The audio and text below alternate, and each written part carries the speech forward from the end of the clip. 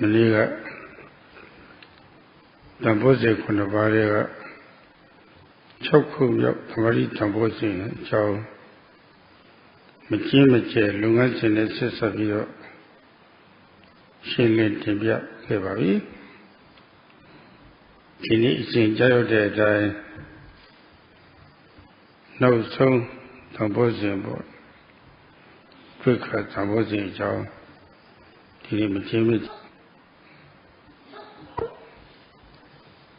Yesterday, Sayadaw spoke about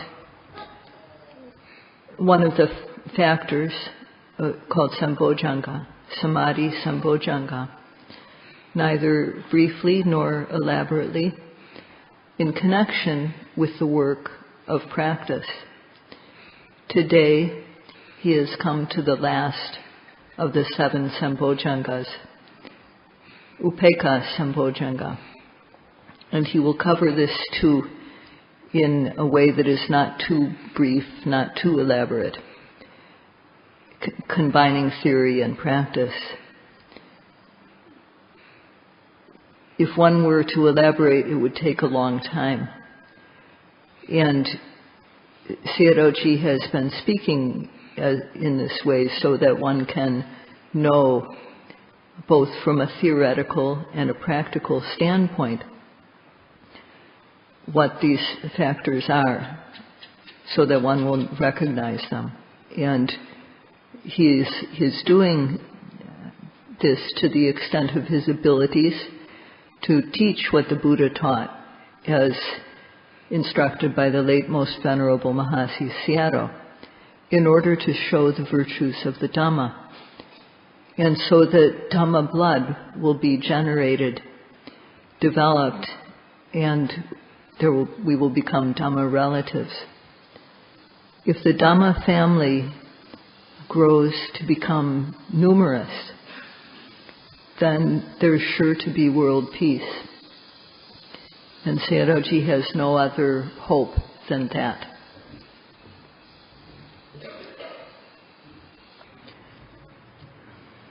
The word tatra mazatata is very interesting. Tatra refers to whatever object there is, and majatata means impartiality, it's equanimity. The mind is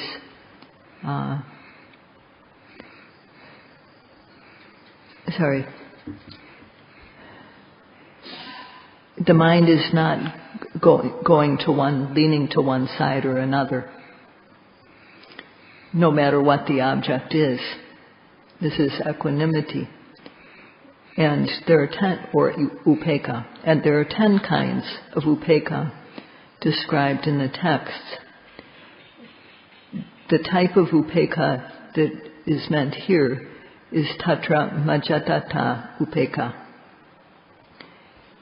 So this,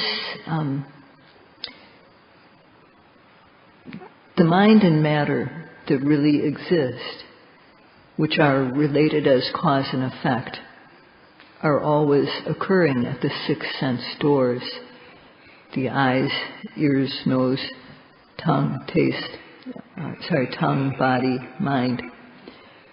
So there's objects of seeing, hearing, smelling, tasting, touching, thinking, bending, stretching, lifting, moving, placing, blinking, opening, and closing the eyes. Even when we are asleep, mind and matter are continuing. And at that time, all the time, the mind has a factor which is like a controller of it. So even though one is asleep, the mind has this control, keeping the mind together. And the body, matter, also has a factor that keeps the different physical particles together. So there's no stop to this, there's no let up, there's no rest in the continuity of mind and matter. And all these different types of objects that can be observed is what is meant by tatra.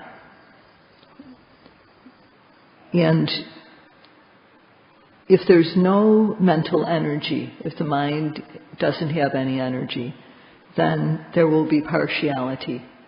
So when one meets up, encounters something that is good, then one will tend to go for that, follow it. And a better object, more so. And when we encounter something that is really fantastic, really good, then one won't want to separate from that good object. And if there's something that one dislikes, then too there will be a reaction pushing against it, opposing it. And that can range from just mild dislike, dissatisfaction, to the extreme of hatred. For ordinary people, this is most of what happens. When there's something the mind likes, then there will be lobha, greed. When there's something the mind dislikes, there will be dosa, anger. And there will always be confusion, delusion of moha. This arises together with lobha, it arises together with dosa. So early on in the practice, this is what happens. There's no equanimity. The mind is either going for the good things or pushing away the bad things. And with the practice, we have to put energy into the mind. We have to protect the mind so that the nivaranas, the obstacles to wholesomeness and to concentration, gradually retreat. They gradually decline. And when the mind becomes free of them, the mind becomes energized. And especially at the stage of Uddiyabhya Jnana, seeing the fast arising and passing away of phenomena, the mind becomes quite energized. As Sayadaw mentioned, there are two phases of this Uddiyabhya Jnana, the early stage or immature stage and the mature stage. And the energy of the qualities of piti and sukha, joyous interest and happiness, these are a bit moving. They have the quality of movement and activity. And at this time, the samadhi can't really control as well. But at the mature stage, because these qualities, piti and sukha, drop out, then the samadhi becomes better, stronger. And then the quality of tatra majjhata, upekkha, arises, equanimity. And this is a factor of bodhinyana, the knowledge of the Four Noble Truths. Or, in other words, it's a cause of one who sees the Four Noble Truths, who gains bodhinyana. So it is called tatra majjhata upekkha, or Upekkha Sambojjhanga.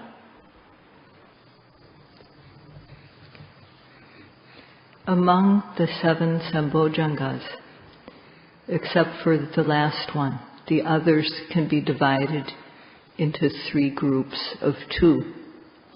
In one group, there is virya, effort, piti, which is joyous interest or rapture, and dhammavijaya, which is investigation of Dhamma. And these 3 are rather active, and they make the mind happy. If one doesn't note them when they happen, then the mind can get into being scattered. And in the other group, there is passaddhi, tranquility, samadhi, concentration, and upekkha, equanimity. And these are the more stable. These have the quality of stability. And if also one doesn't observe these when they happen, then the mind tends to slide back a bit. So one has to balance these. And when one's experience is good, but the mind starts to slide back, then one has to boost the energizing factors. And the meditation teacher needs to tell the yogi to do this, should guide the yogi in this way. In the same way too, when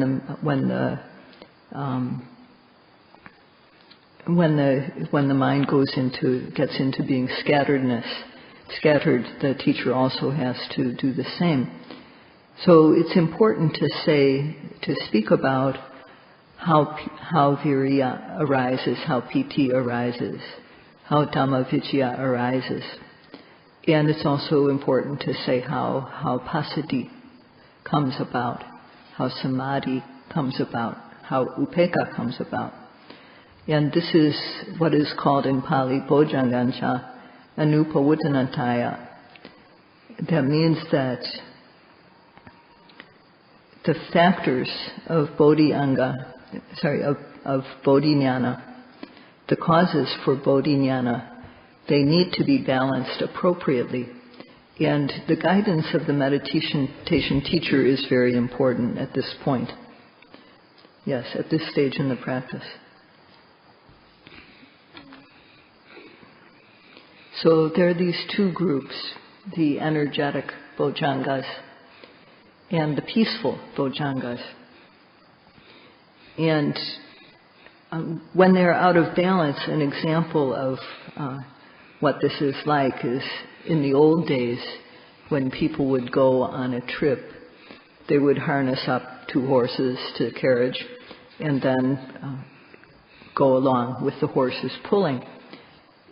And if one horse is stronger, the horse will pull in his or her direction, and then the driver has to work to restrain the horse so that the carriage goes in a straight line along the road. But at this stage in the practice, that it's like driving a carriage where the 2 horses are evenly matched. One just can drive comfortably. And this stage is very, very important. An example of it, a modern example, is when we have a good car, we're driving a good car on a good road, and there's nothing in the way. There's nothing to worry about. So we can just drive along, just cruise along very comfortably. So again, it is the part of the practice where one is driving a carriage that is being pulled by a team of well-matched horses. And this is called tatra majatupekkha. This whatever object arises, viewing it with impartiality.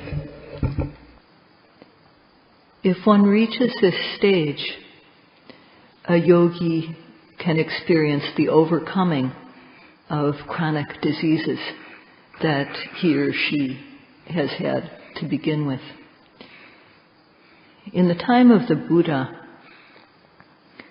both the Venerable Mahakassapa, Mahamoggallana, the Buddha himself, they happened to breathe air that had pollen from a poisonous tree, and this made them very sick. They had a fever. And when the Venerable Mahakassapa was sick with this, the Buddha at that time went to Venerable Mahakassapa and asked him about his condition. And the Venerable Mahakassapa replied, "I'm not any better." But as he was an arahant, he had no mental suffering. Arahants can bear a lot. They don't add mental suffering to physical suffering. So at that time, the Buddha preached about the Dhamma of the Bojjhangas. And the Venerable Mahakassapa listened to this. And when he heard it, the thought occurred to him, these Dhammas, these Bojjhangas occurred to me. They occurred in me after I became a monk. on the day that I became fully enlightened, these dhammas arose in me. And then the thought that occurred to him was, the Buddha's teaching is truly one of liberation. So, as when one remembers their success, the mind becomes energized. So too with the Venerable Mahakassapa. He remembered his enlightenment like this, and his disease went away completely. Initially, he was sick because of breathing in the pollen from a poisonous tree that was blossoming. In America, there's pollen. They call it pollen.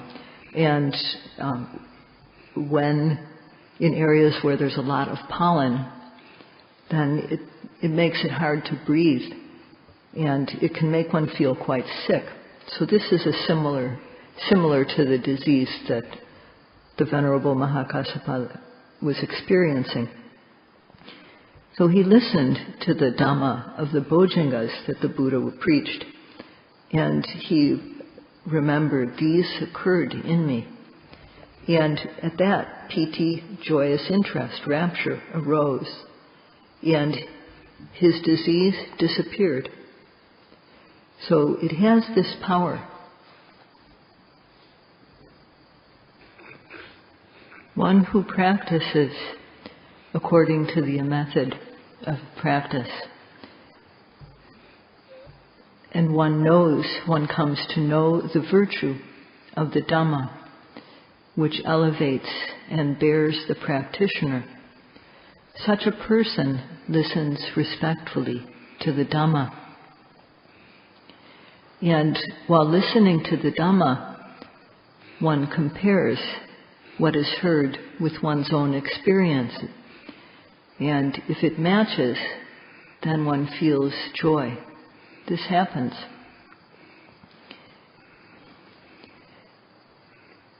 The teaching of the Buddha, which is to make our physical, verbal, and mental behavior clean, is really a path to liberation.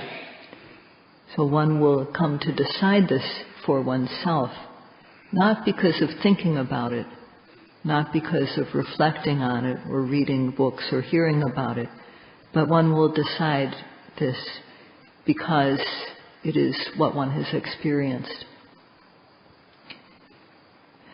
Because of practicing as instructed, one realizes the virtue of the Dhamma, and then one feels happy.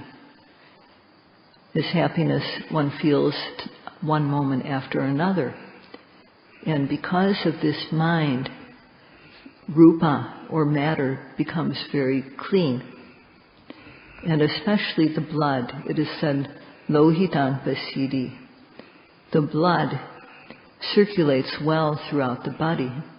And the blood is also generated by the Dhamma, new blood. So the blood becomes very clean. And therefore, upada rupang visuddhang hoti ahosi. That means that the dependent matter becomes very clean, completely clean. For example, one's complexion. One's complexion becomes clear. One's vision becomes quite clear. If one's eyes were originally not able to see very well, one's vision improves. Sounds are very clear. What one tastes. The taste of the Dhamma is unlike any other taste. It's a very good taste. So what one observes becomes very clear, and the sense organs themselves, the eyes, the ears, the nose becomes unblocked, the tongue becomes able to taste in a very refined way, and one's body becomes very sensitive to touch. So this is what is meant by dependent matter becomes very clean. The objects in the sense spaces become quite clean. And this happens not only for the Venerable Mahakassapa in the time of the Buddha. Even now this is happening for yogis who practice respectfully.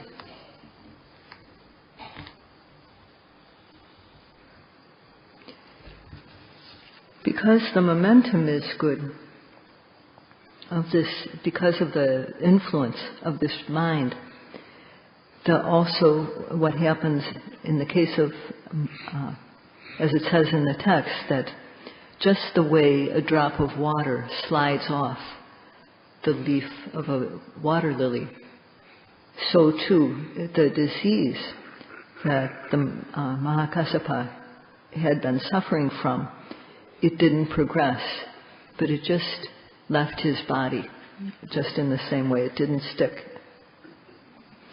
This disease, the body initially was ill due to the scent from the poisonous tree, or in modern terms, due to the pollen that had been inhaled. But because of the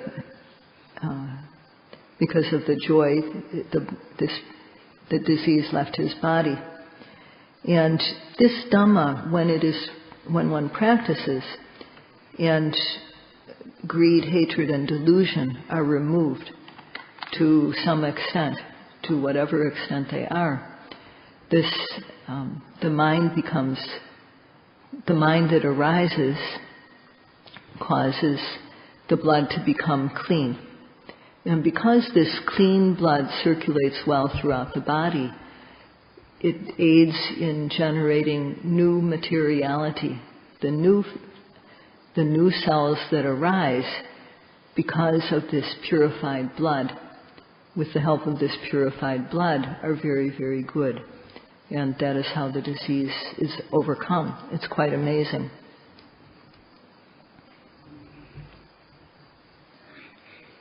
At the present day, there are many people who have disease, and Sayadaw too had a disease that he overcame by doing meditation. And another case is a woman who practiced, and she had a stomach disease, and she practiced, and when she reached the stage when Vedanas arise strongly, they were quite extreme, and she was unable to eat anything at all, so she couldn't take any medicine. And for 20 days like this, she suffered from the disease, and then she went home to practice. And Sayadaw instructed her to get some satumadu and take it every 2 hours, and to practice as instructed. And she did this, and as she was practicing as instructed, the Vedana painful feelings arose and became the painful feelings associated with her disease became very strong. And as she continued to observe, there was no abdomen, there was no stomach, there was no rising, no falling, there was just movement and pain. And because there was no form appearing in her mind, there was no sense of I or mine. There was just pain and knowing the pain. And as she continued to note like this, joy arose. As she continued, so it became a joyful pain to observe in this way. And continuing to practice, sweat poured out of her body and soaked her clothes completely. And at that point, the stomach disease was overcome. There is also a case of a woman who had a disease of blood pressure. And she too, when she observed her symptoms, the difficult, uncomfortable feelings energetically, without giving up, she was able to get the upper hand on this, to continue noting until overcoming the conceptual level of form. And her concentration became strong enough so that she was able to overcome the disease. So when there are uncomfortable feelings in this way, don't give up. One should observe them. Continue to observe. If it comes to the point where one can't bear it, then one has to back off a bit and observe it in a more relaxed way. And if then again, as the feelings increase, one has to observe them until they become unbearable. And then if it gets to be too much, you reduce your energy. But in doing this 3 or 4 times like this, if one still hasn't been able to gain the upper hand on the difficult feeling, then one can just ignore it. Just let go of it and go back to another object like the rising and the falling. And that gives one the chance to develop more concentration and work with the pain again when it arises. So if the yogi works in this way, they will be able to overcome the discomfort.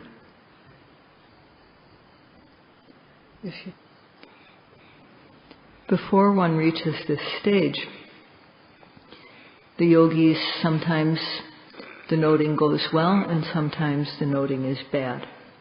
And when one meets up with something bad, then there's apagamana. One becomes dissatisfied with it. This is dosa. Anger, basically. And when one meets up with something good, one goes along with it. One sticks to it. This is upagamana. Or in another way of saying it is that the mind becomes partial. When there's something one likes, there's following that, which is anurodha. And that's basically greed. Or with something that one dislikes, then there's opposition, virodha, which is basically dosa, anger. But at this stage, when the factors of samadhi and upekkha are strong, then this doesn't happen. When one meets up with an object, when one encounters an object that is unpleasant, disgusting, dislikable, there's no opposition to it, and one doesn't push it away. And one encounters an object that is what the one considers favorable, likable. There's also no reaction of moving towards it.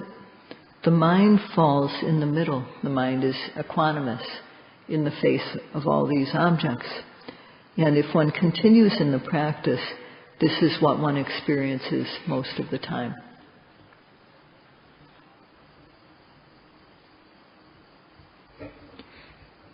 When one overcomes the uncomfortable feelings in one's body and equanimity arises, then the yogi can continue with their practice very comfortably, like the person who is driving a carriage with a team of well-matched horses, or like the person who is driving a good car on a good road with nothing in their way. So at this stage, just keep going, because you are sure to realize special Dhamma. At this stage, instead of Vedana Pacaya Tanha, there is Vedana Pacaya Panya. Before this stage, due to feelings, good, bad, or neutral, there is craving. When there's discomfort, one wants something comfortable. When there's something that is pleasant, one wants more. And at this stage, though, what there is santi, peaceful feeling. The mind is not following the likes or pushing away the dislikes. This too is something that one can't hold on to. One also shouldn't be attached to this neutrality. When the mind reaches the point where it says, whatever comes, I'll just note it. Whatever it is, I'll note it. Then just keep on going, because at this stage, within a few days, one is sure to experience special Dhamma.